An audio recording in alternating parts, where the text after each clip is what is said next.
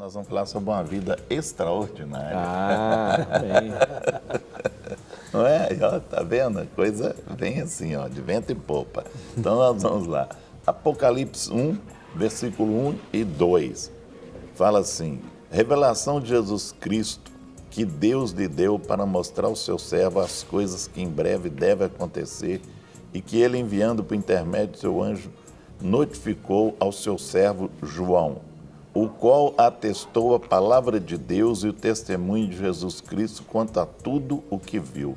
Bem-aventurado aqueles que leem, aqueles que ouvem as palavras da profecia e guardam as coisas nela escritas, pois o tempo está próximo. Bom, o apóstolo João viveu uma extraordinária vida de serviço a Cristo. Ele não somente foi contato entre os 12 primeiros apóstolos de Jesus, como Jesus o incluiu em seu círculo de amigos íntimos. Durante seu ministério na terra, João andou muito próximo do Senhor e até mesmo presenciou a transfiguração de Jesus. João adotou a postura e a mentalidade de um verdadeiro líder de Deus. Ele devotou a si mesmo para fazer aquilo que Deus lhe havia designado. Mesmo que já estivesse muito próximo do fim de sua vida e antes de morrer, Deus ainda o estabeleceu como um profeta. Então vejamos alguns fatos sobre a vida deste homem que teve a experiência de viver uma forma realmente extraordinária. E falando de excelência, de extraordinário, ninguém melhor a excelência do pastor Rogerinho ao meu lado aqui. Oh. Assim eu vou corar. Vai nos trazer o melhor que está tendo, né? Amém. Mas é muito interessante, Guerra, porque nós temos muitos personagens na Bíblia toda. E quando nós olhamos personagens no Novo Testamento, principalmente no contexto do Novo Testamento, nós temos uma tendência muito grande em colocar os olhos com uma ênfase muito grande na pessoa de Paulo, né? Na pessoa também de Pedro, porque era uma pessoa que tinha um comportamento que o levava e o conduzia a se destacar dentre os outros, né? Mas nós temos esse personagem extremamente importante e não muito barulhento e não tão abrangente em termos de obra ou missão como foi a de Paulo, mas extremamente importante, que é João. Então, João, ele realmente viveu uma vida extraordinária no seu serviço ao Senhor.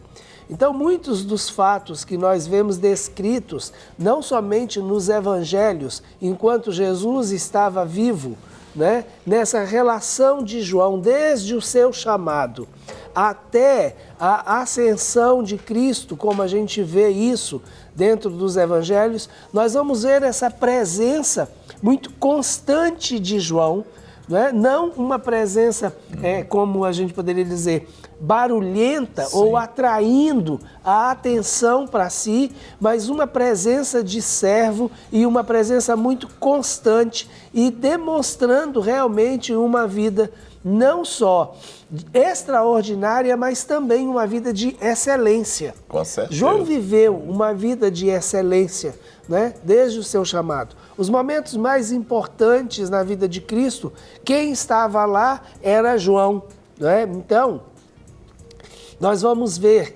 na descrição, por exemplo, da morte de Cristo, da crucificação, o momento da crucificação, o momento em que Jesus está passando por todas as situações de dores.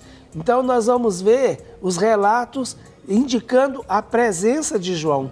No processo, na hora da ressurreição, do anúncio da ressurreição, nós vamos ver de novo a presença de João. Depois, certeza. quando Jesus ressuscita e está junto com os seus discípulos, nós vamos ver como João é tratado de uma maneira diferente dos outros discípulos. Nós vamos ver também até na hora da ceia, quando ele se define como aquele que deita no peito do Senhor. Então nós vamos ver que essa relação de João com Cristo, não só durante o ministério terreno de Cristo, mas mesmo depois da morte, ressurreição e ascensão de Cristo, o quanto o papel de João ele é importante, demonstrando para nós que realmente há uma vida extraordinária e uma vida de excelência quando a gente se dispõe a servir e faz do servir a melhor opção. Amém. Então, João é esse exemplo e Amém. A gente vai ver isso, né, no decorrer dos fatos que aconteceram durante a vida dele. Nós temos já algumas participações. Bom dia, paz. Sou a Ellen de Sete Lagoas. Gostaria de pedir oração a favor dos meus filhos. Eu nunca tinha assistido a sua programação. Vi ontem e gostei. Deus é fiel em qualquer circunstância. A fidelidade do Senhor não é em estado, mas faz parte da essência de um Deus que é fiel, é amor e é santo. Não tenho como assistir todos os dias, pois a minha TV não pega o seu programa. Mas estava na casa da minha amiga e aí estava passando a sua programação. Ô Ellen, que Deus abençoe a sua vida, né? Que bom, não é, que você teve a oportunidade aí de conhecer a nossa programação, né? E que o Senhor possa te abençoar e vamos estar orando sim, tá? Aqui no final do nosso programa a gente vai estar orando por você e colocando a vida dos seus filhos diante do Senhor. Amém? Ok, vamos para frente, nós temos mais aqui. A paz do Senhor, amo o programa de vocês. Então conheci um rapaz com os mesmos sonhos e planos. Aliás, isso aqui, nós já respondemos essa pergunta já, agora que eu estou lembrando aqui. Essa pergunta já foi respondida alguns programas atrás. Ok, DDD 22, a paz do Senhor, sou de Carmo, do interior do Rio, sofro de transtorno bipolar. O psiquiatra me enche de remédio antidepressivo. Eu parei com tudo, pois cheguei a tentar o suicídio. O que eu devo de fazer? Primeiro, você está errado por ter parado de tomar remédio. Né? Se você chegou a esse ponto de bipolar, então você tem que tomar o remédio para controlar. Não é? Talvez a questão de você ter parado de tomar o remédio levou você a tomar essa posição de suicídio. Então você vai fazer o quê? Você vai voltar a tomar os remédios e procurar alguma pessoa na igreja que te acompanhe no sentido espiritual, para te ajudar, tá?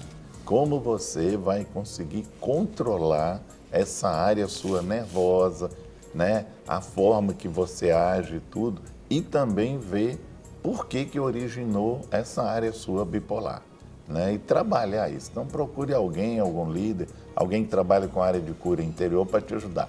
Agora, um conselho que eu te dou, volte a tomar os medicamentos, porque senão vai piorar. Nós temos aqui uma outra participação, DDD 35. Ela diz assim, bom dia, pastores, que tanto me ajudam. Estou com o coração angustiado e gostaria de fazer uma pergunta para vocês. Quando tomamos o controle das nossas vidas das mãos de Deus e atrapalhamos tudo, ao reconhecermos o erro e ao tentarmos deixar tudo nas mãos dele, né, novamente, é possível que os erros sejam corrigidos? Pode acontecer do erro ser tão grande que não se possa fazer mais nada?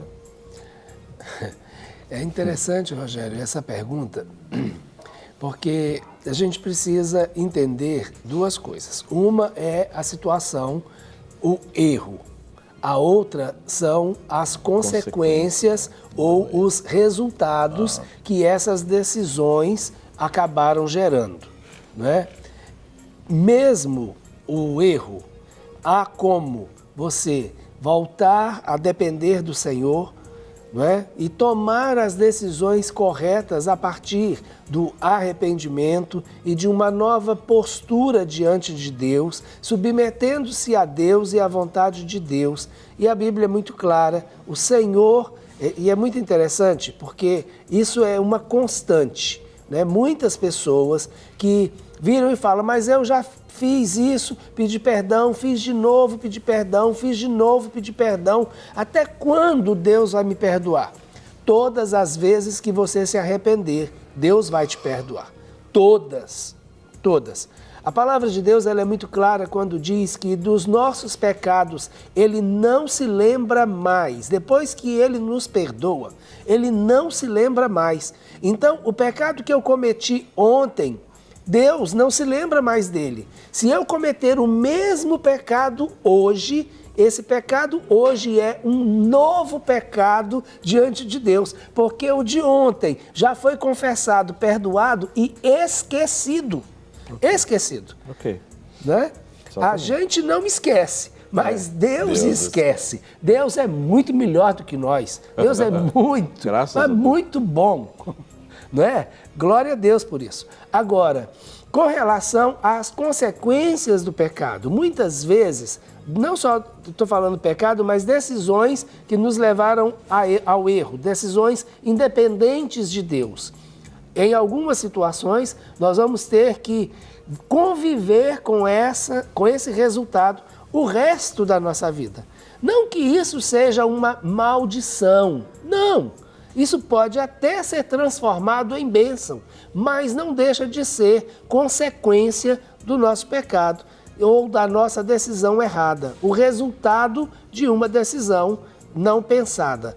Agora, como eu vou também me relacionar com estes resultados, hoje determina como vai ser a minha vida no futuro. E a minha vida pode ser muito melhor, porque Deus pode transformar qualquer maldição em bênção, né? Então, eu espero que tenha respondido. Ok. A paz do Senhor.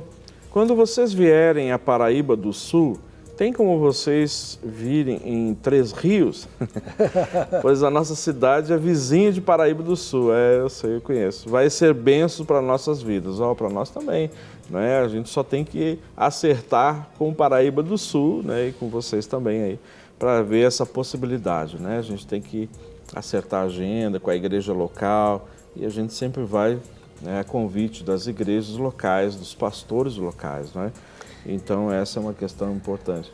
Não precisa de esperar a gente ter uma agenda para ir para Paraíba do Sul, para nós termos uma agenda para ir para Três Rios. Pode começar em Três Rios, quem sabe a gente dá uma passadinha em Paraíba do Sul, né? Pois é. Né? Vocês acreditam que está muito próximo a volta de Jesus? Sim, cremos. A cada dia que se passa, me convenço mais que Jesus está voltando. Pelas coisas ao qual está acontecendo. Muitas doenças que os médicos não sabem explicar e chamam de virose. Também essas leis malditas que querem aprovar para contaminar as nossas crianças. A Ana Paula de Três Rios. Ana Paula, nós não podemos nos basear com os fatos que estão acontecendo. A Bíblia diz que nós temos que estar atentos aos sinais, né? Mas a palavra de Deus é que é o nosso relógio, ou seja, a nossa direção, ok? O Senhor disse, olha, vocês vão ouvir rumores de muitas coisas que vão acontecer, mas ainda não é o fim. Mas não quer dizer que nós não vamos fechar os olhos para estas coisas, não é?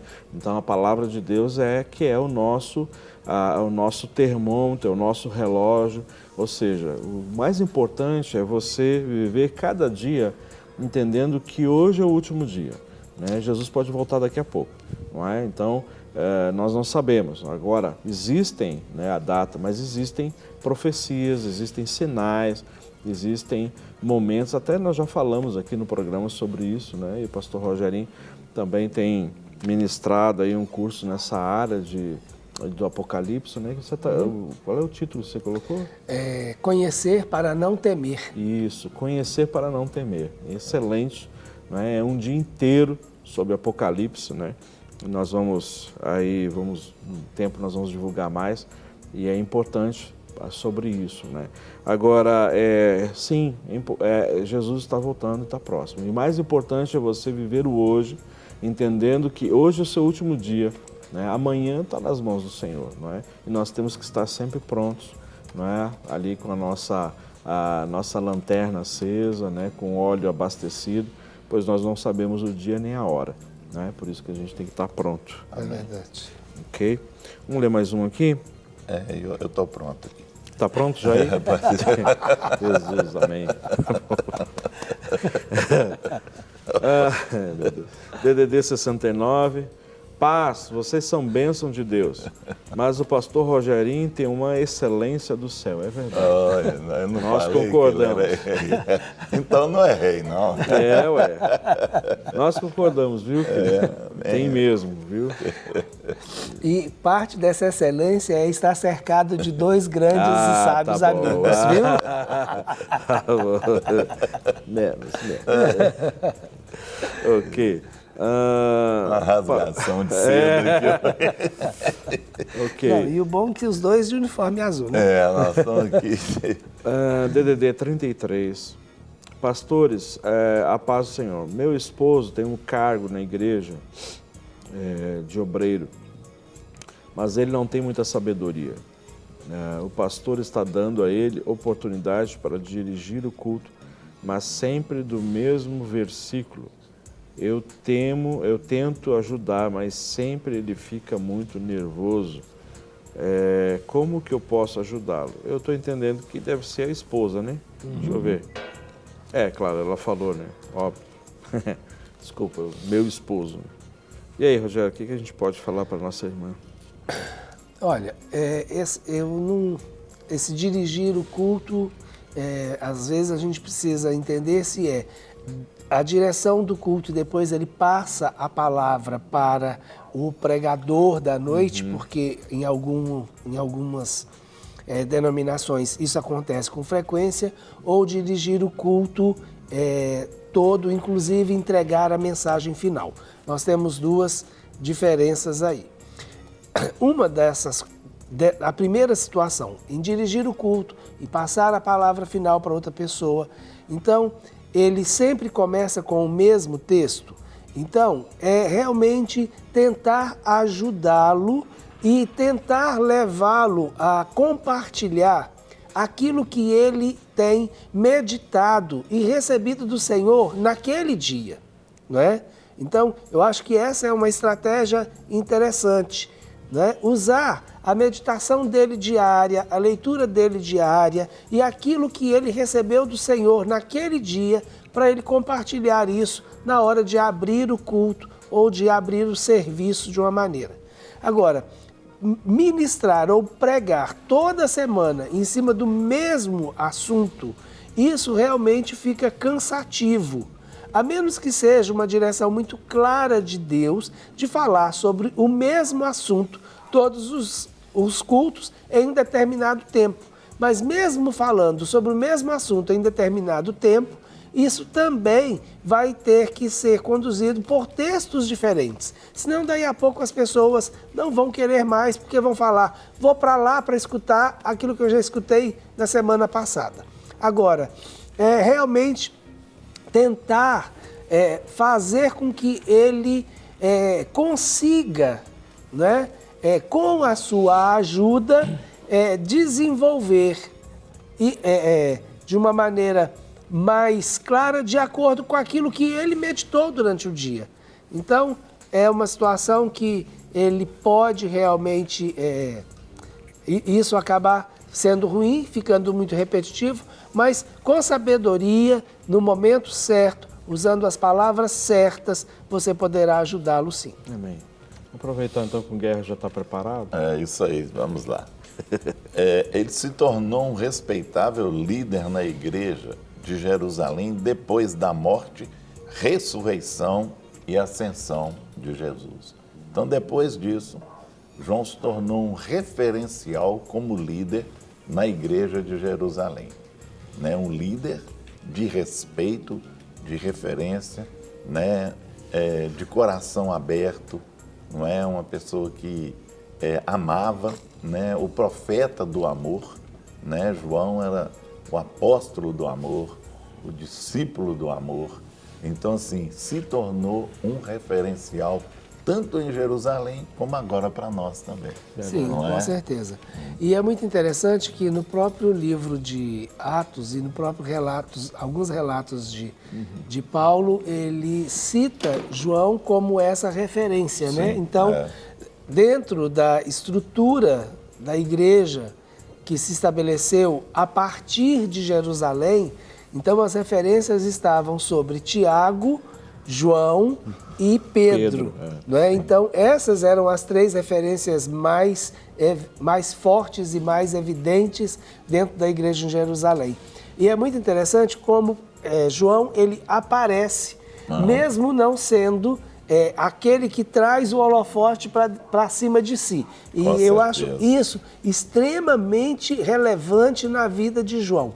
Ele nunca traz o holofote para cima de si. Com certeza. Quando ele foi, né, estava junto com Pedro e que houve a cura, né, daquele coxo na porta do templo, ali foi o primeiro grande milagre da igreja depois da morte de Cristo e a ascensão de Cristo, né? Então, a gente poderia dizer, o primeiro grande milagre da igreja, como igreja, depois de Pentecostes, logo no mover, e ali estava João, junto com Pedro, né?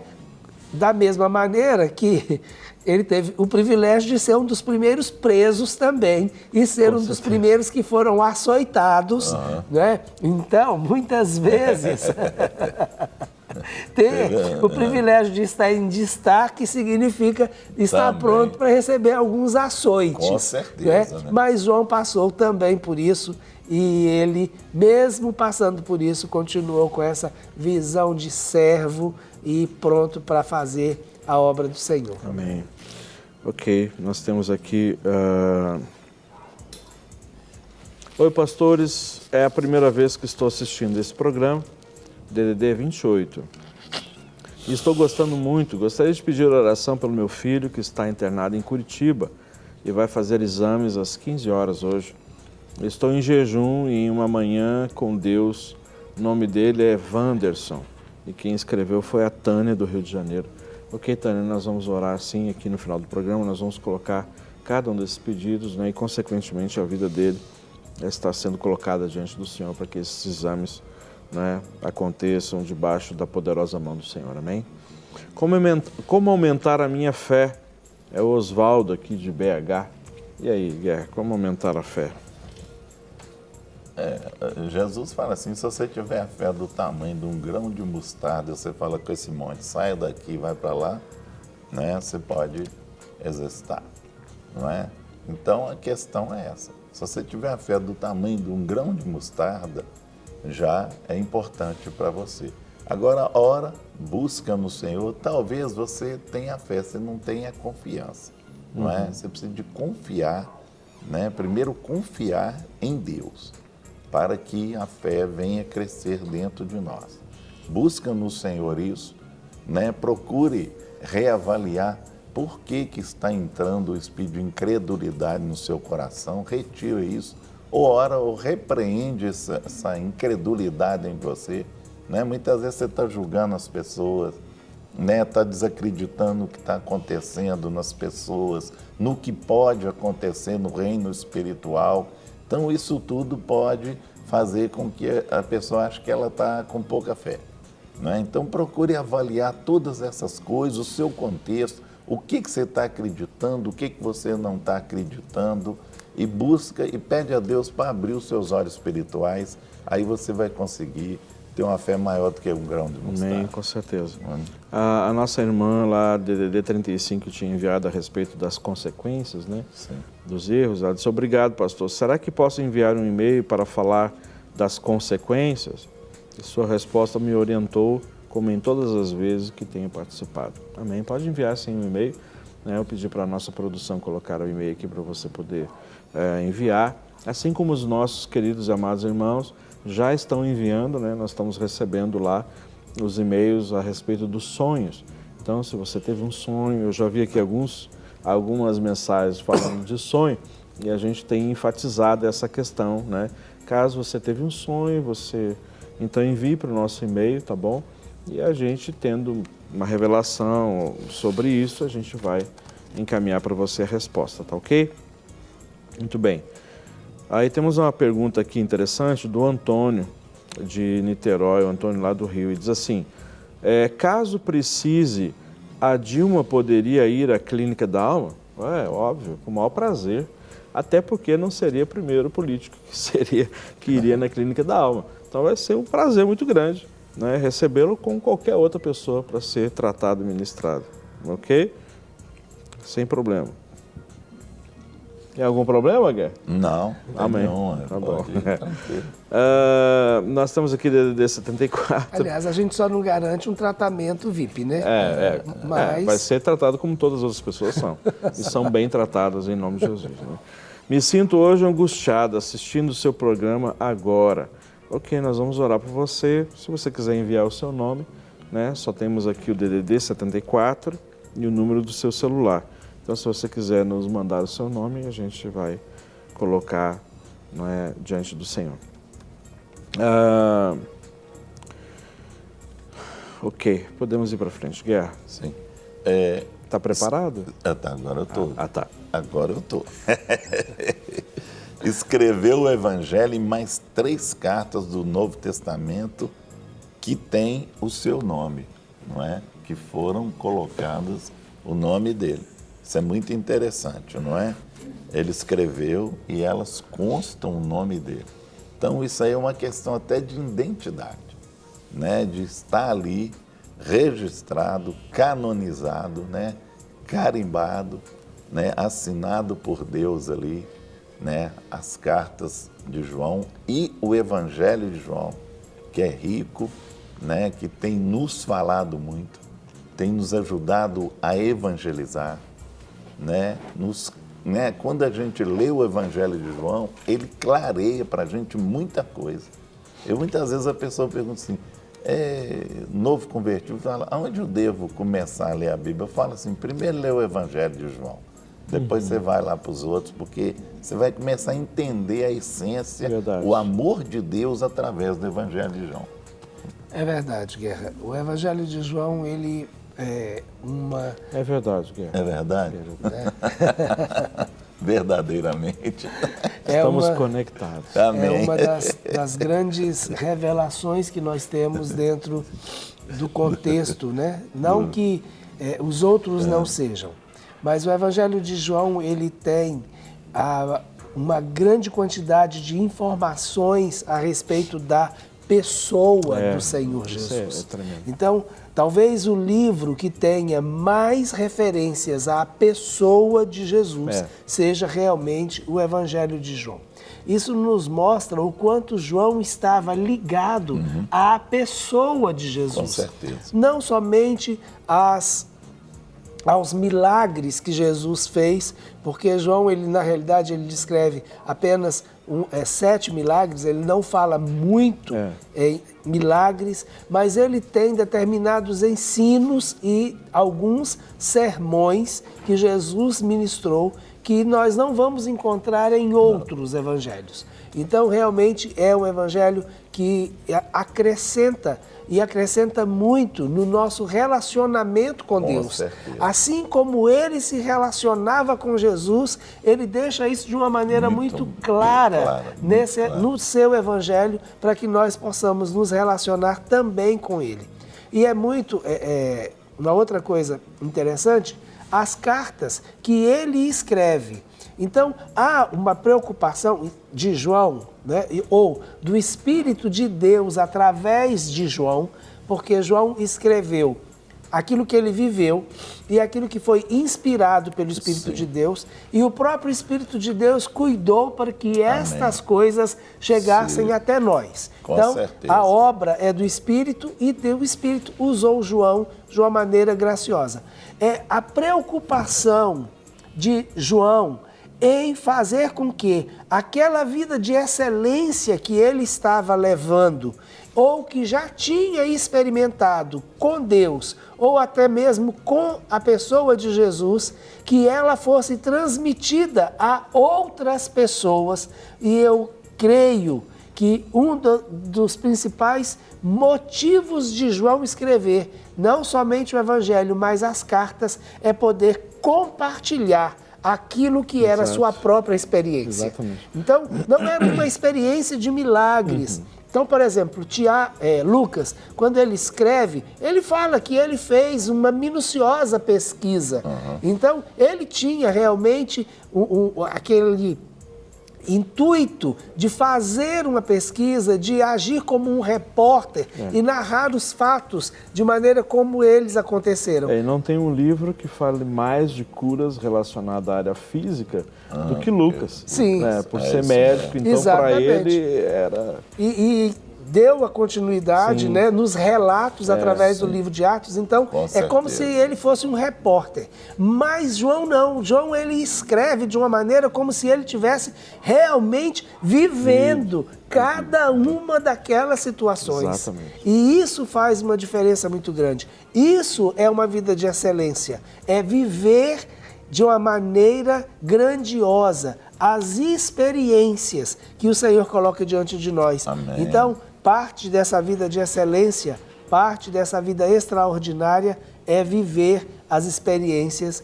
que o Senhor tem colocado diante de nós. Amém. E usar essas experiências para que possam enriquecer a outros. E aí tem até a ver com a pergunta da fé.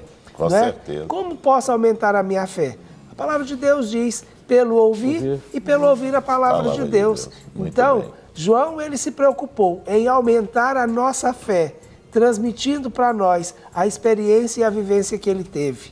né? Amém. Glória a Deus. Nós temos aqui DDD 34, essa irmã sempre manda aqui uma participação aqui. Aí hoje ela disse assim, não é à toa que vocês são um trio, são realmente os três maravilhosos. Parabéns aos três. Obrigado pelo carinho, viu? Obrigado aqui.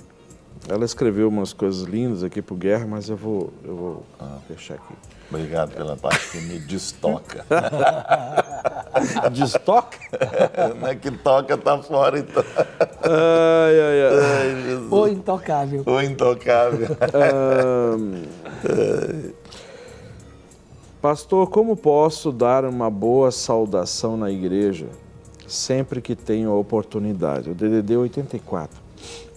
Mas sempre gaguejo e me atropelo nas palavras. E aí, Guerra? Tem alguma barreira aí emocional Com que certeza. tem que ser tratada, tá?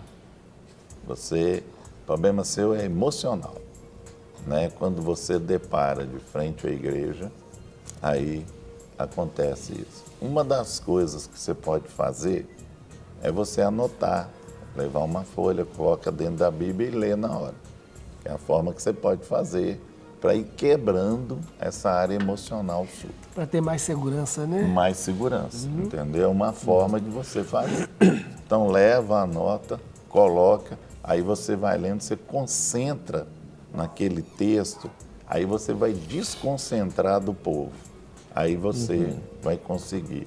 Outra é não olhar para as pessoas, porque talvez você está olhando para as pessoas e muitas vezes está te trazendo uma timidez e fazendo isso. Então procure fazer, né, tirar o foco. Né? Aí Esse tem... não olhar para as pessoas não significa ficar de costas para elas, não. Não, aí não. Tá certo? É só no olhar, no tipo de fixar os olhos. Isso. Né? Uma das coisas que a gente recomenda normalmente é você focar em um ponto neutro, isto é, não foque diretamente nos olhos da plateia, no seu público, mas focalize um ponto neutro. Então, eu não sei se na congregação que você frequenta tem, mas normalmente costuma ter lá no fundo um relógio. Né? Então, em vez de você focar no rosto das pessoas, foque no relógio. Isso. Eu estou te dando um exemplo para ser, porque aí você vai estar falando para as pessoas, mas não vai estar recebendo diretamente o olhar delas sobre você, que pode ser isso que te intimida. Amém. Nós temos aqui DDD 35, diz assim, a paz, pastores. A cura da alma acontece ou ocorre um crescimento? Qual o momento que sei que isso aconteceu? O confronto pela palavra é a melhor maneira? Eu sei, você já enviou outro dia uma mensagem que nós respondemos para você, que você perguntou se o confronto é a melhor maneira para ser curada a alma. Como aqui não tinha um sinal de exclamação, né? Ou seja, de pergunta, aliás, como é que é isso? É interrogação. Interrogação, esqueci dele. Guarda-chuvinha. Então, eu não sabia se você estava perguntando ou você estava afirmando, não é? Então, eu até respondi, eu lembro, que muitas vezes, em alguns momentos, o confronto ele se faz necessário, mas não é a única forma de se fazer. Aliás, tem que existir muito mais a atenção, o amor, né? E quando for necessário, se usa o confronto, né? Agora, quando você pergunta, e você usou aqui a questão da interrogação, a cura da alma acontece ou ocorre um crescimento? Normalmente, as pessoas que são feridas, são machucadas, emocionalmente falando, o crescimento ele é travado, o crescimento ele é interrompido. Por isso que nós temos, já falamos aqui também várias vezes, pessoas que cronologicamente podem ter 30, 40 anos de idade, mas emocionalmente tem 15, 16, 17, 18 anos, porque aconteceram fatos, situações de trauma, de dor, de ferida, que impede o crescimento, inclusive emocional, na vida da pessoa, não é? Então, o crescimento acontece depois que as feridas são tratadas e são curadas. Então, eu posso dizer para você, pode ser até simultaneamente, a pessoa vai sendo sarada, curada e vai gerando crescimento, porque a própria dor, tudo que aconteceu pós, ou seja, os efeitos do trauma, da dor, vai gerar crescimento também quando isso é curado, não é?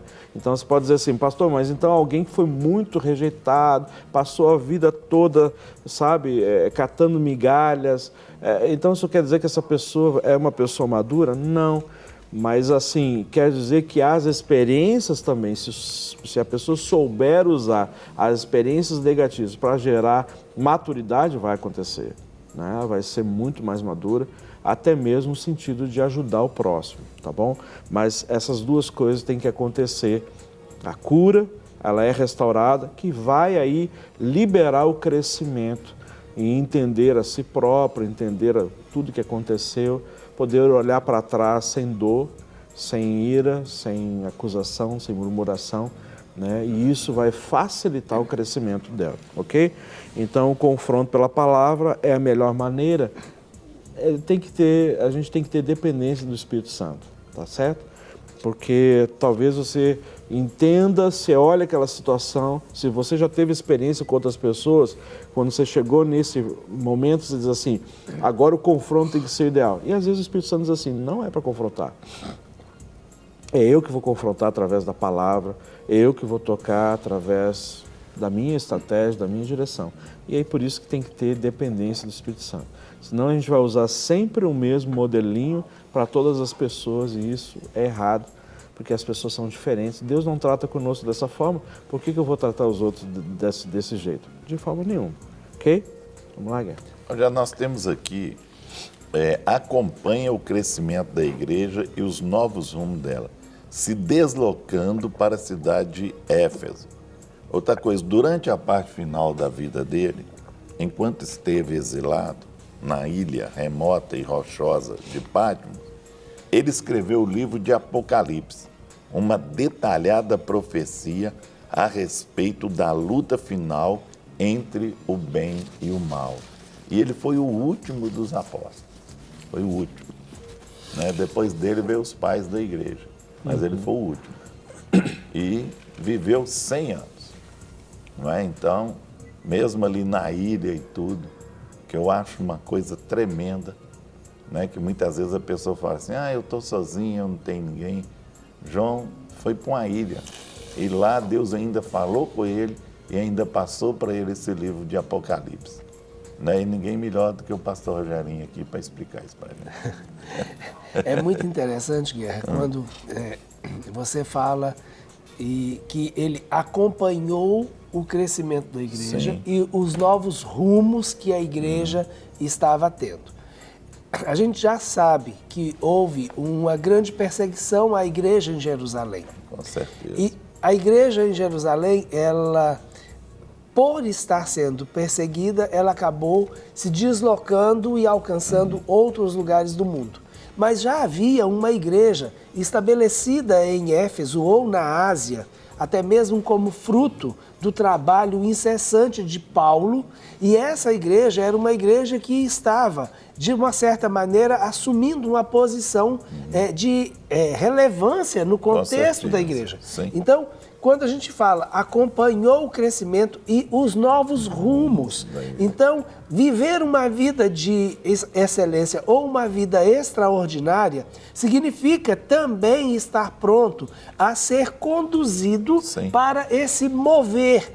Então, João poderia ter continuado em Jerusalém? Poderia, mas ele se move na direção do movimento do Espírito. Então, o Espírito se move e João se move nessa mesma direção e ali ele ajuda a consolidar a igreja para o gentio. Ele tem um trabalho muito eficiente, consolidando toda a obra que Paulo fez ali, expandindo a visão da igreja e do reino de Deus de uma maneira muito grandiosa e amorosa.